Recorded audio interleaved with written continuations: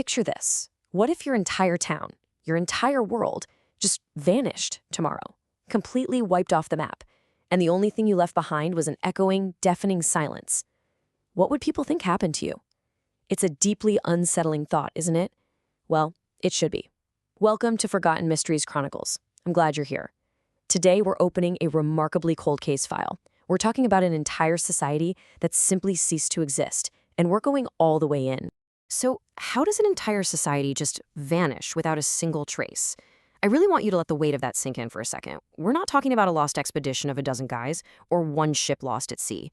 We are looking at a fully established European society, a massive offshoot of the Great Viking expansion that thrived for roughly 500 years, and then went completely, horrifyingly silent.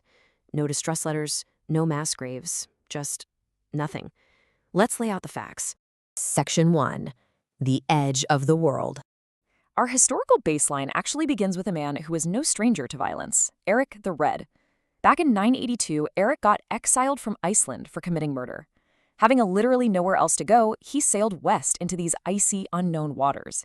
He eventually convinced hundreds of people to follow him to a desolate landscape that he completely deceptively named Greenland. But the thing is, it worked. The society grew so complex that by 1126, the church appointed them their very own bishop. And by 1261, the colony formally submitted to the Norwegian crown just to secure regular shipping and trade. So they were deeply connected to the medieval world. They were on the map.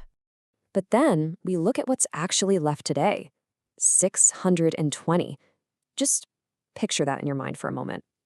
Archaeologists have discovered the ruins of approximately 620 abandoned farms spread across the eastern and western settlements.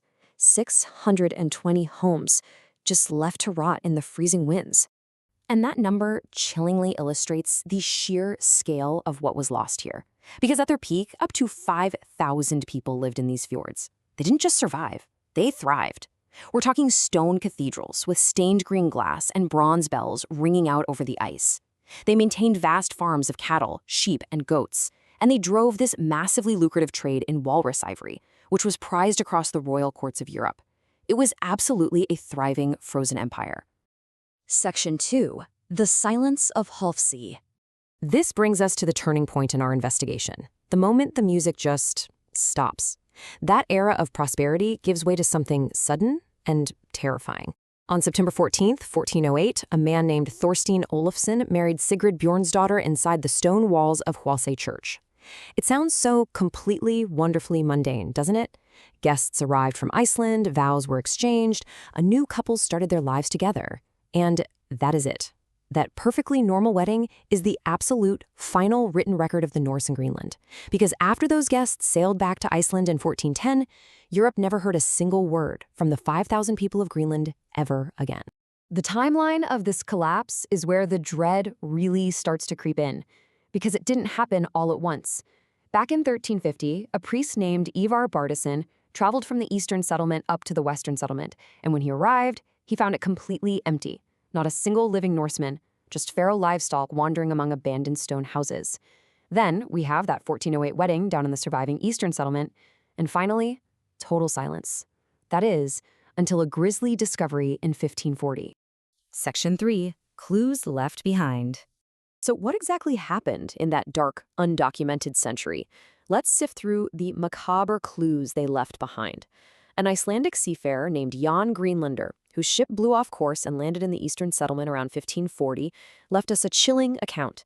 He found no living souls. Instead, he reported finding a, quote, dead man lying face downwards on the ground. On his head was a hood, well made, and otherwise good clothing, of frieze cloth and sealskin. Near him was a sheath knife, bent and much worn. Just try to picture the absolute suffocating loneliness of being that man. The very last known Norse Greenlander, dying face down in the dirt with a worn-out blade. And you know, that worn-out blade points to a terrifying reality. Iron was the absolute lifeblood of the Viking Age, but Greenland had zero mineable iron ore. They relied entirely on ships arriving from Europe. So when the ships stopped coming, the desperation really set in. Archaeologists actually dug up a battle axe in the dirt of the western settlement. It was modeled down to the smallest, most meticulous detail of a traditional iron weapon, but it was painstakingly carved entirely out of whalebone. They were completely, utterly cut off. Section 4. Leading theories of doom. The evidence paints a pretty grim picture, but who or what was the actual killer? Let's treat the historical theories from our sources exactly like suspects on a detective's board. The historical community generally circles around four primary suspects for the demise of the Greenland Norse. 1. A catastrophic climate shift known as the Little Ice Age. 2. Violent conflicts. 3. Total economic isolation from Europe. And 4. A desperate, planned mass emigration. Let's interrogate these one by one. Suspect number 1 is the climate itself. Around the year 1400, the Little Ice Age clamped down on the northern hemisphere. Temperatures dropped by roughly 1 degree Celsius. Now, that might not sound like a huge deal, but for a farming society living on the extreme edge of habitability, it was a death sentence. Recent sediment cores show this drop brought severe, prolonged drought. The summer pastures just dried up. The livestock starved. In fact, skeletons from the later years show people who were significantly shorter, plagued by bone defects, frantically shifting their diet almost entirely to seal meat just to survive those freezing dry winters. Suspect number 2 is violent conflict. There's a chilling entry in the Icelandic Annals from the year 1379 stating that indigenous Inuit peoples migrating down the coast attacked the Norse, killing 18 men and capturing 2 boys. And while historians debate the exact nature and scale of this clash, we know from burned ruins in the Western settlement that violence and, frankly, the constant, terrifying threat of being overrun in your isolated farmhouse was a very real part of their final days. Suspect number 3, total isolation. See, the Norse didn't just farm. They sent hunting parties hundreds of miles north to dangerous hunting grounds to harvest walrus ivory. That was their currency. But as the centuries dragged on, Europe gained access to cheaper elephant ivory from Africa and walrus ivory from Russia, so the bottom just fell out of the Greenland economy. Norwegian merchants realized the dangerous ice-choked voyage just wasn't profitable anymore. The ships simply stopped coming. No iron, no timber. They were abandoned by the very world they belonged to. And finally, suspect 4, which I think is perhaps the most eerie. Did they just leave? During the mid-1300s and early 1400s, the Black Death absolutely ravaged Europe, killing up to half the populations of Norway and Iceland. Suddenly, there were massive amounts of empty, fertile farms back in the homeland. Did the remaining Greenlanders, freezing, starving, and totally cut off, look at the encroaching ice and make a collective, silent decision to pack whatever boats they had left and abandon the colony for good?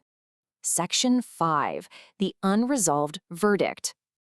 As with all the best case files, there's no smoking gun here. Was it an orderly retreat to a plague-emptied Europe? Or was it a slow, agonizing starvation trapped by the ice? When that last man died face down in the dirt, 500 years of history died right along with him. But the beauty of this show is that the case is never truly closed. We want to know what you think happened in those frozen fjords. Was it the ice, the isolation, or a silent escape? Drop your theory in the comments right now. We read every single one. And if this case file gave you chills, hit that like button and subscribe so you never miss a mystery. We're investigating a new historical cold case every single day, and trust me, you do not want to miss what is coming tomorrow. We are heading to a damp stone fortress to investigate the darkest of betrayals, the Princes in the Tower, England's most enduring royal murder mystery. It's going to be a dark one. Thank you for joining us here at Forgotten Mysteries Chronicles. Until tomorrow, stay curious, stay skeptical, and never stop asking, what really happened?